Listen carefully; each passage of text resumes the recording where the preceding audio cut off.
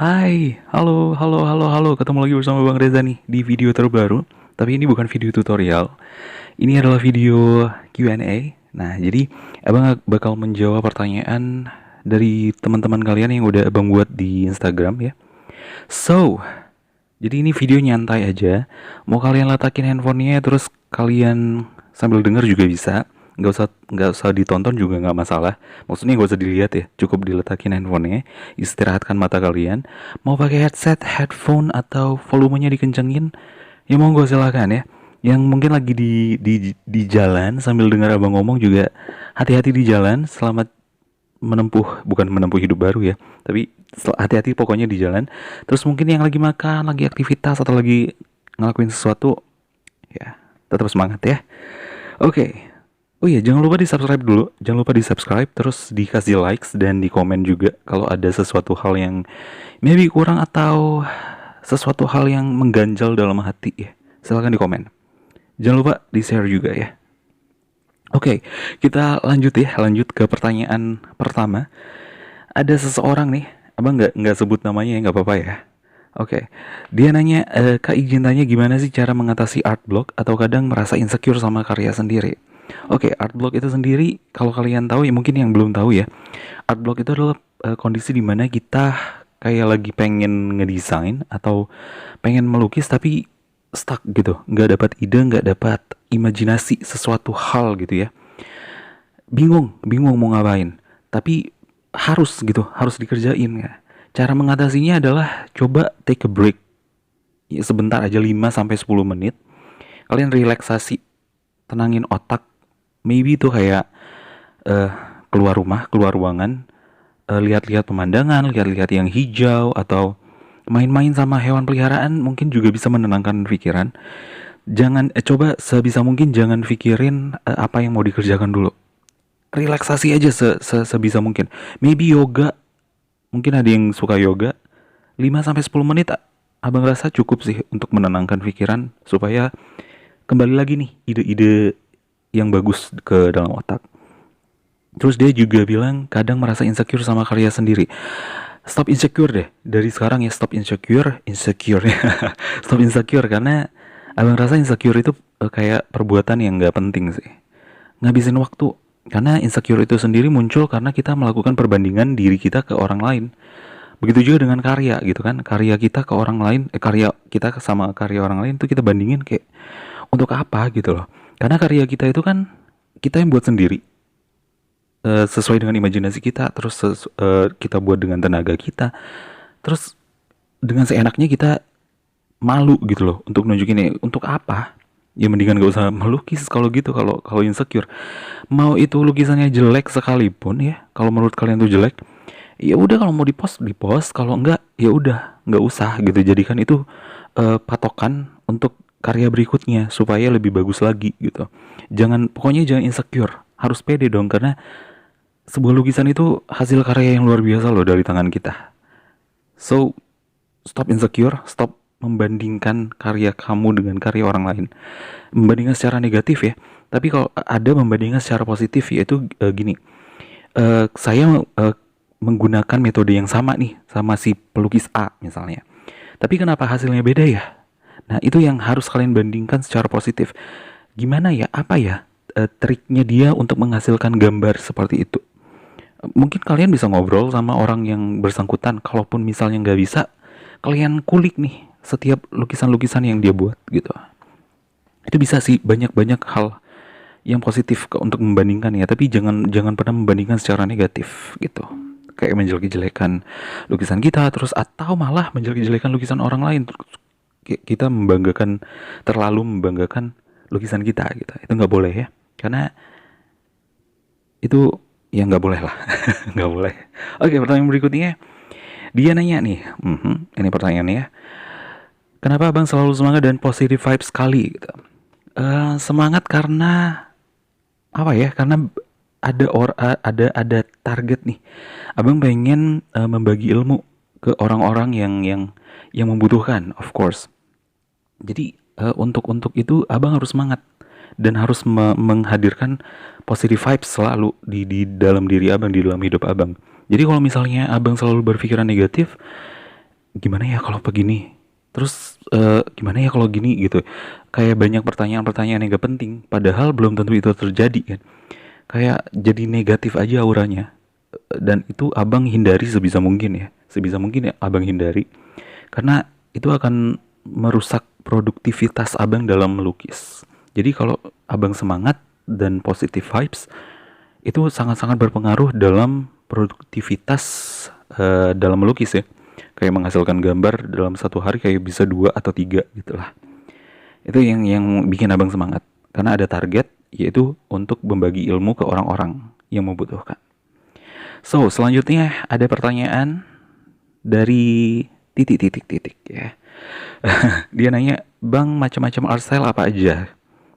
Banyak banget ya, banyak banget. Kamu bisa cek di Google, banyak banget. Nggak bisa abang jabarin satu-satu. Banyak banget. Sebanyak itu loh ya untuk dijabarin. Kayaknya nggak mungkin dijabarin di sini ya. Oke, pertanyaan berikutnya. Bang, cara ngadepin klien yang bikin geleng-geleng kepala. Ini curhat nih kayaknya nih. Dia curhat nih. Cara ngadepin klien ya. Kalau abang sih senyum aja ya. Senyum, sabar, ikhlas. Karena kita udah dibayar nih. Kita penyedia jasa. Terus kalau kita terlalu banyak komplain juga sama klien, kayaknya nggak profesional ya gitu. Terkecuali kayak kita kasih masukan sama si klien, cocoknya kayak begini deh. Matanya kayak begini deh cocoknya, posenya kayak begini, model lukisannya kayak begini. Gimana menurut kamu gitu?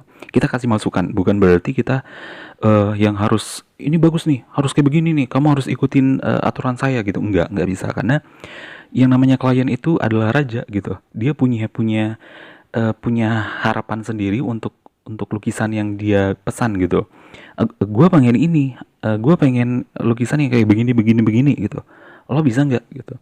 Nah, kalau yang profesional, of course harus bisa sebenarnya, karena udah dibayar dan menerima, dan posisinya adalah pelukis yang bisa melakukan apa aja gitu loh. Itu sih menurut abang. Jadi kalau menghadapi klien yang bikin geleng-geleng kepala, ya cukup senyum dan santai aja sih. Santai aja, senyum, ikhlas dan sabar ya. Oke, pertanyaan berikutnya ada ini ya. Dia nanya cara melukis kehidupan. Wow, wow. Cara ngelukis kehidupan biar lebih berwarna gimana ya bang katanya. Wah, ini berhubungan banget ya sama jiwa ya, sama jiwa pelukis ya. Gimana caranya kita supaya berwarna? Kita harus mencoba hal-hal baru sih, terutama kayak pelukis ya. Jangan melulu kayak di pensil. Kalau kayak abang tuh tipe orang yang pengen nyoba gitu loh, supaya berwarna nih lah jenis-jenis lukisannya, supaya abang tuh nggak melulu di pensil. Terus makanya abang ke digital. Di digital juga nggak melulu yang watercolor kan. Yang pertama kan abang fokus di watercolor. Nah ini malah nyoba yang kayak oil painting, acrylic, yang efek-efek macem lah gitu ya. Itu yang bikin abang berwarna lah. Itu posisi abang sebagai pelukis ya. Tapi mungkin kalau kalian kayak pekerja atau pekerja kantor atau karyawan atau apapun itu, coba buat metode baru deh gitu. Gimana maybe kayak dari pakaian, mungkin dari pakaian terus, atau sudut pandang menghadapi sesuatu, itu akan membuat hidup kalian lebih berwarna. Dan jangan lupa yang paling penting adalah kalian harus bersyukur, bersabar ya, syukur, sabar dan ikhlas. Itu 3 hal yang paling penting yang harus diingat, dan itu akan membuat hidup kalian jauh lebih berwarna kalau kalian menerapkan itu. Oke. Pertanyaan berikutnya, dia nanya, kenapa abang bisa mood terus buat menggambar bang? Jujur kalau boleh jujur nih, abang itu sebenarnya nggak semut itu loh untuk menggambar setiap hari ya. Terkadang ada satu momen kayak, aduh, nggak mood banget gitu. Nyentuh lukisan aja males, ngelihat referensi aja males gitu, ngebuka Instagram aja males. Tapi satu hal yang harus abang tekankan, abang ini kan punya cita-cita, abang punya harapan dan punya impian ya, sebagai pengen menjadi maestro. Nah, untuk menggapai mimpi itu, abang harus kerja keras nih, nggak boleh males-malesan. Of course, moodnya itu harus bagus. Mau nggak mood sekalipun ya, abang harus tetap berkarya. Abang harus mengeluarkan minimal 1 hari 1 lukisan gitu. Harus ada yang digambar, karena bicara tentang mood, kayaknya itu udah masalah zaman dulu ya, abang awal-awal melukis ya. Kalau lagi nggak mood ya bodo amat gitu, nggak akan dipegang, mau seminggu 2 minggu juga bodo amat gitu. Tapi untuk sekarang, eh ini harus harus cepat nih gitu, menggapai mimpi dan cita-cita. Jadi kayak moodnya tuh bisa di switch gitu loh, paham ya? Harus harus bisa seperti itu. Jadi makin profesional sih sebenarnya. Itu dia, profesional gitu. Gitu ya. Semoga terjawab ya. Oke, pertanyaan berikutnya dia ini nanya nih. Bang, dalam melukis itu apa sih yang lebih utama? Kemiripannya, konsepnya, atau gimana bang? Jelasin dong ya. Oke, melukis itu banyak ya. Tergantung jenis lukisan yang mau kamu lukis gitu. Misalnya kayak abang tuh ya awal-awal ngelukis yang namanya hyperrealistic ya. Hyperrealism. Of course harus mirip dong sama objek yang mau digambar. Ya, ya itu ya tergantung jenis lukisannya. Ya, kalau misalnya kamu punya imajinasi, kamu punya karakter ya, punya OC sendiri ya. Misalnya kayak peri mungkin ya, peri yang sedang sedang nemplok di pohon ya, di puun. Terus kamu harus jelas nih konsepnya apa. Perinya bentuknya seperti apa, perinya warnanya apa, matanya seperti apa, hidungnya seperti apa, telinganya seperti apa, dia punya sayap atau tidak. Terus dia nemplok nih di pohon. Pohonnya bentuknya seperti apa, warna pohonnya seperti apa, dan keadaan sekitarnya lagi apa. Sore hari kah, pagi, siang, malam, itu harus jelas. Itu konsepnya. Nah, jadi harus kalau misalnya punya punya ide ya, itu konsepnya harus jelas. Tapi kalau bicara tentang mirip, kamu harus kalau misalnya tentang maaf eh, bicara tentang melukis hyperrealistic, of course dengan kemiripan gitu ya, harus mirip gitu. Semoga semoga membantu ya jawabannya. Oke, selanjutnya dia nanya ya ini, caranya ngumpulin niat buat terus belajar apalagi pas lagi excited banget ya, malah pengen nyoba ini itu, ujung-ujungnya nggak dikerjakan. Oke, ngumpulin niat buat terus belajar. Kalau abang punya banyak ini target. Pokoknya hari ini harus bisa watercolor. Pokoknya bulan ini ya, bulan ini minimal gue harus bisa oil painting gitu, digital oil painting ya. Atau bulan ini aku harus bisa efek yang marker atau apalah. Nah, jadi itu yang bikin semangat. Jadi kan pada saat udah semangat kita of course ngulik dong ya, ngulik nyari sesuatu yang sesuai dengan ide, sesuai dengan imajinasi kita gitu loh. Itu sih kalau kalau abang ya, kalau abang sih ya gitu. Kalau ujung-ujungnya nggak dikerjakan, hmm, coba lebih fokus aja sih, fokus pada satu tujuan, jangan terlalu banyak ini itu gitu loh. Misalnya pengen gambar A, pengen gambar B, pengen gambar C, D, E gitu terlalu banyak. Jadi fokus aja sama satu. Siapin dulu satu, baru kalau udah selesai satu, buat lagi gitu.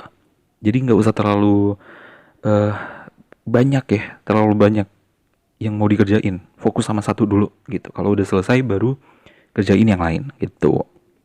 Oke. Pertanyaan berikutnya, Kak, kenapa lukisan bisa mahal banget? Wow. Oke. Ini em, banyak faktor ya.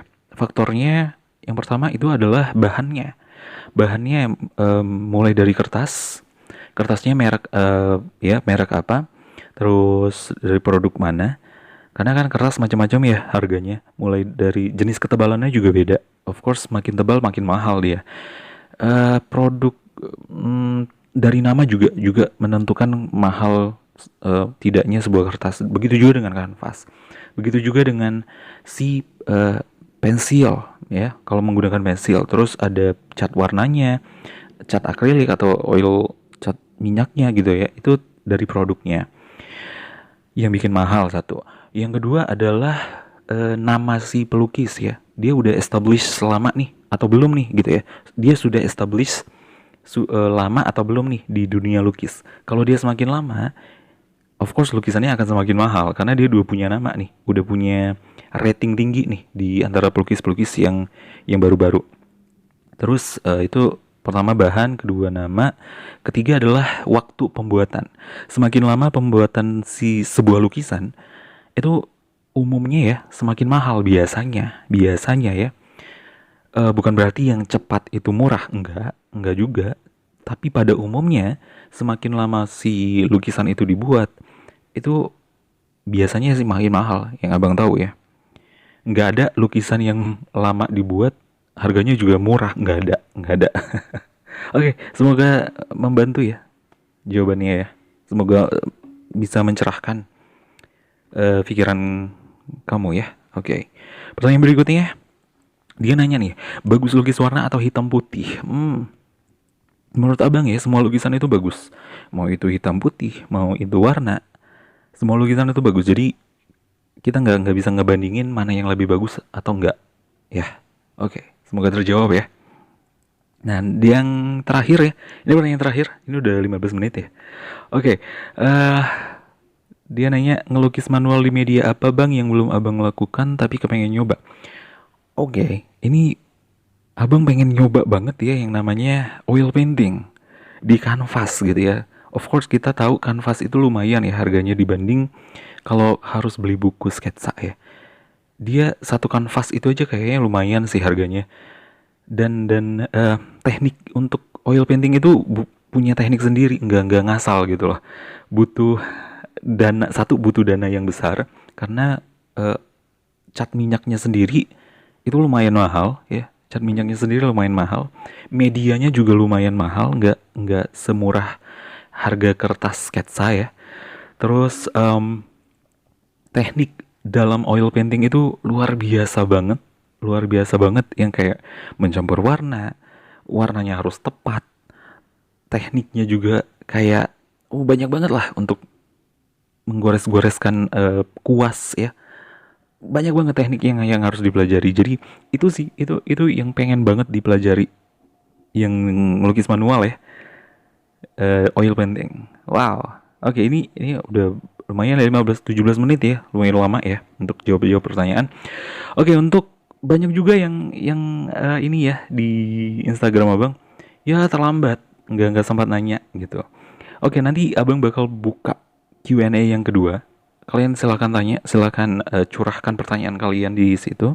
Akan abang buat mungkin ada sesi kedua ya, menjawab pertanyaan kalian. Oke, mungkin sampai sini aja ya videonya, Q&A pertama ya, podcast. Ini podcast atau apa enggak ya? Q&A ya. Oke, semoga membantu kalian mendapatkan sudut pandang baru dalam hidup kalian. Dan semoga tetap bahagialah kalian ya nonton video abang ini yang nggak jelas ini ya. Masih belajar soalnya, masih belajar banget ya jadi YouTuber ya. Oke, sampai ketemu di video berikutnya. Jangan lupa di like sih ya. Jangan lupa di like, terus di subscribe, di share juga, dan coba di komen kalau kamu ada ide bang, coba buat bercerita tentang apa gitu ya, atau coba kasih informasi tentang seputar apa gitu. Boleh silahkan tinggalkan di kolom komentar. Oke, terima kasih loh ya. Hati-hati yang lagi di jalan, hati-hati. Yang lagi masak, semoga enak masakannya, jangan keasinan. Yang lagi kerja di kantor ya, yang mungkin lagi pakai headset atau headphone, selamat bekerja, selamat beraktivitas. Pokoknya harus happy terus. Dan buat yang suka ngelukis ya, jangan lupa ngulik, jangan males ngulik, jangan males cari referensi. Tetap timbulkan rasa penasaran dalam diri kalian dan rasa ingin tahu yang besar gitu loh ya. Sampai ketemu di video berikutnya. Bye.